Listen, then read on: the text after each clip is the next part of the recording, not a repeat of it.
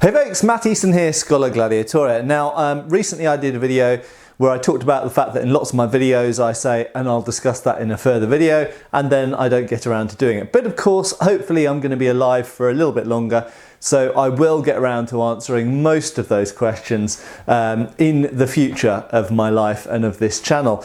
But one of the questions that apparently I have, or one of the points that I have alluded to, Sambus90 or Sambus90, username obviously there rather than real name, I hope, said, this is one of the points that I've raised a few times, that 19th century swords were often, or are often, blunt and were made blunt and were issued blunt. Why was that? Well, I have actually covered this, I think, in other videos in the past, so I'm not gonna belabor the point too heavily. I'm not going to make this into a very complex video. This, incidentally, is a US Model 1860 cavalry saber, dated 1865, I think, yes, and made by C. Roby of Chelmsford, Massachusetts. So this isn't actually a European cavalry saber, but of course the United States and Mexico and various South American powers and Canada and Australia were very much within the European sphere. They were culturally European by this date. So the weapons they were using were, of course, very much of a European type as opposed to Asian or African or whatever. So why were these swords usually made blunt and issued blunt? Well, first of all, which swords are we talking about? Well, I think what we can say is, generally speaking, from about the middle of the 18th century. So 18th century is the 1700s, so roughly 1730s, 40s, 50s onwards, most swords that were made were then that were issued, not necessarily that were sold to private purchase, and I'll deal with that in a second, not in a future video, but swords that were issued. So I've spoken about this in previous videos. Bear in mind, an officer or a gentleman was expected to buy their own equipment. Someone who was a private soldier or a cavalry trooper, so a working class person who was essentially just signed up a contract to join the military or the militia or whatever, they would have been issued their weapon. They weren't expected to buy their own weapon. Although it has to be said, in some cases, perhaps in the case of certain volunteer units in the further out from central power bases, or indeed in the case of American militias during the War of Independence, things like this, there may have been situations where sometimes people were required to bring their own sidearms. But that aside, that's a kind of residual factor. By and large, issued weapons, that is, they're purchased either by the central government, or in some cases a localized government, or like a state, for example, or even sometimes an individual town or city, or sometimes, at an extreme end of the example, by a private individual who had taken it upon themselves to raise a local militia. That happened, for example, in America during the American War of Independence, where sometimes wealthy individuals did outfit local units, and indeed it happened in another random example. There are many, many examples, but another example is in Britain during the Napoleonic Wars, when there was a genuine fear of invasion by France and France's allies. Primarily, under Napoleon, there were local yeomanry units, for example, that were often raised by local aristocrats, landowners, comprising of people from their estate, and they were equipped from the private pockets, by and large, of the individuals that raised those yeomanry or militia units. So, generally speaking, provided weapons were often provided blunt, and that goes for swords, for hangers, very often for bayonets, for all sorts of bladed weapons. Now, I think we can say the two main reasons for that being the case are, number one, maintenance, and number two, safety. Okay. Now there is a third factor which came in later, which I'm going to come to in a minute. So the first factor is maintenance. If you have a sharp edge, that sharp edge has to be maintained. It goes in and out of a scabbard, particularly if a scabbard is made of steel, but even if it's not, even if it's a wooden or a leather scabbard, the edge will eventually get blunt and it will require sharpening. So if you don't maintain the edge, it will become a blunt edge anyway. But additionally, if the edge is sharp and you're degrading it and then sharpening it and then degrading it and then sharpening it, you're essentially you're doing damage, progressive damage, you're wearing down that weapon, and it's something that requires maintenance and therefore effort and cost and things that you don't necessarily want. And of course, in peacetime, that weapon doesn't need to be sharp per se. So maintenance is one reason. The second reason is safety. So there are various sources that refer to cavalry swords particularly being given to recruits and them then injuring themselves, their comrades in barracks and their horses during training with their swords, and therefore the source says that you should therefore make sure the swords are blunt when they're not actually on campaign, because they'll do themselves and their friends and their horses less injuries that way. So those two things together I think are fairly influential. But there is a third final factor which comes in I think a little bit later, I think as a result of those two. So those are the egg and this is the chicken. By the 19th century, by the time that this sword was around, and by the time most of the Victorian swords that I'm showing were around, and indeed by the Napoleonic era and the War of 1812, so the beginning of the 19th century, it seems that a sword being sharpened almost achieved a ritual significance, such that by the end of the period that I normally talk about, by World War I, at the beginning of World War I, in the British Army, when war was declared in 1914, the order to sharpen swords went right around the British Empire. Okay, I think roughly a third of the world's population was living under the British Empire in 1914, and the order was sent out to sharpen swords amongst His Majesty's armed forces, be that in Canada or Australia or Britain or Kenya or India or wherever. Okay, and that didn't only apply to swords, that applied to naval cutlasses, army bayonets, lances, everything. Okay,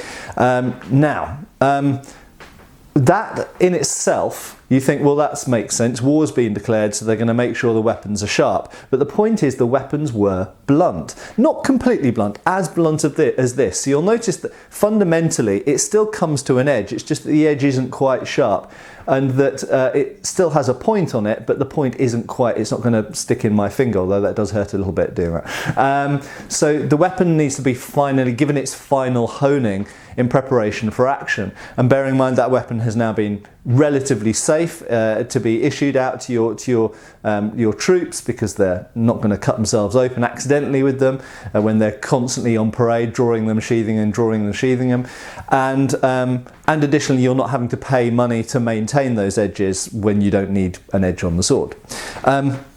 So there we go. I think by the 19th century, the sharpening of weapons, we see this repeatedly in personal accounts, for example, from the Crimean War, where people talk about the sharpening of their weapons, and we have photographs even from the 19th century going on campaign, the Boer War, the Sudan campaign, these sorts of things, the Crimean War, where regiments' swords are sent off to be sharpened by professional cutlers, or they're sharpened within the regiment, usually by the armourer, who's usually a sergeant, usually a fairly sort of middle-aged sergeant who's been with the regiment for a certain amount of time and has become the armourer. That seems to have a ritual significance. It's like the final polish on their, they've been fully trained, fully drilled, fully equipped, fully prepared, and the final polish on preparing them for combat is to sharpen their weapons. And I think by the 19th century, I strongly believe, based on everything I've read, original source material, that it had achieved an almost ritualistic sort of symbology behind sharpening the weapons. So, final thing I'll finish off with saying is, generally speaking, and I do have collectors come to me and go, Matt, I've just bought my first antique sword and it's blunt. Why is it blunt? I don't understand. It's a sword. It's supposed to cut things. And I can understand that, but most 19th century swords, or even late 18th century swords that you will encounter, don't have a sharp edge on them. But many of them have been sharpened, okay? And if they have been sharpened, it doesn't always, not 100% of the time, but probably 90-95% of the time, indicates that they were taken on active service. That is, that that particular sword was either with a regiment because it was an issued weapon, or with an officer if it was a personal weapon, and it was taken to a war zone. So it could be for World War I, could be for the Boer War, depending which country you're in. Obviously the US Civil War. There are some exceptions, and we do know, for example, that very occasionally military units in various countries got into conflict before they had the chance to sharpen their weapons. And this is definitely a disadvantage to having blunt weapons and then only sharpening them when war is declared, because sometimes war is declared on you before you have a chance to declare war on the enemy. And so in a situation, for example, like the Indian Mutiny, where suddenly the troops are rebelling against you, or in a situation, for example, the Franco-Prussian War, when the Prussians suddenly invade, you might not be ready and your swords might be sharp, and that's the downside to keeping blunt swords. And there are accounts of people going into combat with blunt weapons, and in fact I know that this happened during the US Civil War, and there's some things being written about. Some people have said, oh, the blunt sword gives a nastier wound than a sharp sword. I mean, this is just complete BS, I'm afraid. Clearly, swords are not great bludgeoning weapons. They are, a mace is a great bludgeoning weapon, a hammer is a great bludgeoning weapon, a sword isn't.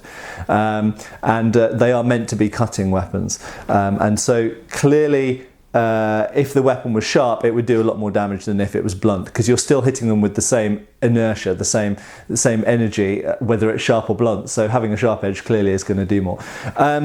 So there we go. Really, there were occasions when people were forced to use blunt swords. Now, final thing I mention, which I meant to mention a few minutes ago, is therefore, because swords were kept blunt. Yes, this is a secondary question related to it. Yes, that does absolutely affect the type of edge that you find on 19th century and 18th century military swords.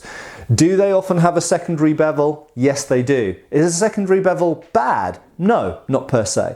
There are many places in the world where swords were kept sharp, or even periods of history in Europe where swords were kept sharp, where the swords have a secondary bevel. You can find secondary bevels on medieval swords, you can find secondary bevels on swords from the Middle East, Turkish swords and Middle Eastern Arabic swords, Persian swords. You can find secondary bevels on tulwars. Some of the sharpest swords in the world sometimes have secondary bevels on. Even on things like katars, jambayas, khanjars, these kinds of daggers and knives that are usually sharp, they sometimes have a secondary bevel on. There is a perception in the, I think, knife and particularly sword world that a secondary bevel is somehow inferior. It's not necessarily. It's a more robust edge. Okay. However, 19th century military swords, when they were sharpened, weren't only sharpened with a secondary bevel. They were usually sharpened with a secondary bevel. Okay, for anyone who doesn't know, so say your edge comes like that and it's not quite sharpened here. When you hone the final edge on, much like most people's kitchen knives, you hone at a slightly different angle to put the final sharp edge on, which means that you end up with a change of angle, and that's the secondary bevel. You've got a primary bevel and a secondary bevel. The 19th century military swords were sharpened in a number of different ways. Probably 80% of them were sharpened with a what I would call a secondary bevel. Perhaps 10% of them were appleseed edged. So in other words, you put a secondary bevel on and then you smooth off the angle, the change of angle between the two bevels. And finally, some swords, and I have examples right here, in fact, I can't show them on camera because it would be too small for you to be able to see on screen, unfortunately, but some of them, they completely re-profiled the whole bevel, so you end up with a single bevel. And it was completely known in the 19th century that this produced a sharper edge. It's the type of edge you find on most medieval European swords, and it's the type of bevel you find on most Japanese swords, for example. Usually it's a single bevel. And many tulwars as well, and some particularly British and particularly in Indian service, Anglo-Indian service, did have a single bevel put on them, so that essentially they reground that whole bevel. But that does make, whilst it does make for a sharper edge, it makes for a more fragile edge, because the angle, the meeting angle at the final cutting edge is a smaller angle than the secondary bevel type. So secondary bevel is less sharp or less yeah, we can say less sharp, perhaps slightly less effective at cutting, but it is a stronger edge if you're parrying and hitting bone and hitting harder targets. And it is worth saying as well that when people sharpened swords like lead cutters in the 19th century for cutting through sheep carcasses, they put a secondary bevel on it. So you can cut through a pig or sheep carcass with a secondary bevel, no problem at all. When they made handkerchief cutters for cutting through silk, then they put a single bevel on because there is a sharper edge, but it's a more fragile edge. Anyway, there we go. I hope that kind of covers probably the whole topic. That's more or less why many 18th and 19th century swords are blunt, or why they were kept blunt, why they were made blunt. Also remember the ritual significance of sharpening a sword before campaign, and I think that there was probably an unspoken rule about it not being proper to sharpen your sword if you hadn't seen real service, kind of thing. And finally, you find a variety of different edges on 19th century and 18th century swords, very often a secondary bevel, but not always.